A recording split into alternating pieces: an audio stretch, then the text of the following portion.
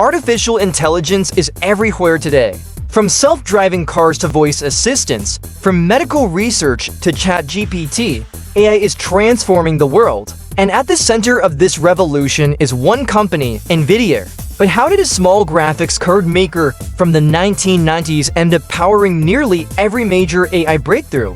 The story is one of vision, timing, and a few bold decisions that changed technology forever. Nvidia was founded in 1993 by Jensen Huang, Chris Malachowski, and Curtis Prame. At the time, they were focused on one thing: graphics for video games.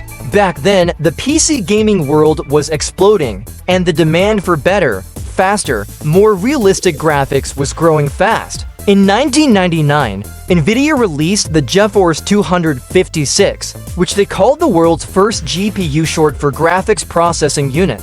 For gamers, it meant smoother visuals and more immersive worlds. But beneath the surface, that chip was doing something revolutionary. It wasn't just crunching graphics, it was performing massive amounts of math in parallel. That parallel processing ability would turn out to be Nvidia's hidden superpower.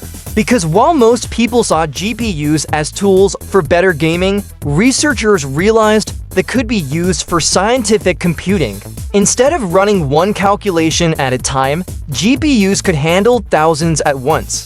This made them ideal for tasks that required enormous computing power, simulating molecules, modeling weather patterns, and later training artificial intelligence. Nvidia saw the opportunity early. In 2006, they launched CUDA, a programming platform that allowed developers to use GPUs for more than just graphics. Suddenly, scientists, engineers, and researchers could write code that unlocked the full power of these chips. It was a bold move because it meant Nvidia wasn't just selling hardware anymore, they were creating an entire ecosystem. Fast forward to the 2010s, and AI research was heating up. Neural networks had existed for decades, but now with more data and better algorithms, they started showing real promise. There was just one catch: training these networks required insane amounts of computing power. CPUs, traditional computer processors, were far too slow, but GPUs, with their parallel architecture,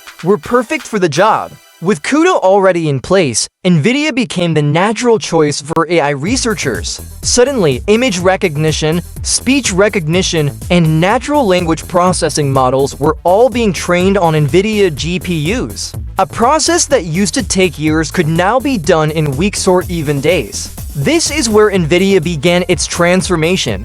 What started as a company making chips for gamers was now powering breakthroughs in AI labs around the world. By the time big players like Google, Microsoft, Amazon, and later OpenAI needed to train massive AI models, Nvidia had already locked in its position as the leader. And it wasn't just research labs. Nvidia began selling specialized chips for data centers, the backbone of the AI industry. Their A100 chip and its successor, the H100, became the gold standard for training large language models and powering AI applications. If you've ever used ChatGPT or seen self-driving car tests, chances are Nvidia hardware was running behind the scenes. The company's dominance paid off in a massive way.